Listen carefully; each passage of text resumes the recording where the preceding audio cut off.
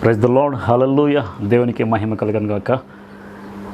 యేసుక్రీస్తు గురించి అనేక మంది చాలా తప్పుగా మాట్లాడుతున్నారు. 3 మేకులు పీకలేని వాడు ఆయన దేవుడేంటి, శిలువ మీద ఆయనే రక్షించుకోలేని వాడు దేవుడేంటి అని చెప్పేసి మాట చాలా వ్యంగ్యంగాను ఎగతాళిగాను మాట్లాడుతున్నారు. అయితే యేసుక్రీస్తు వారు 3 మేకులు పీక్కోలేని వాడా అని మనం ఆలోచిస్తే నేను ఒకటే వారికి సవాల్ చేస్తూ ఉన్నాను.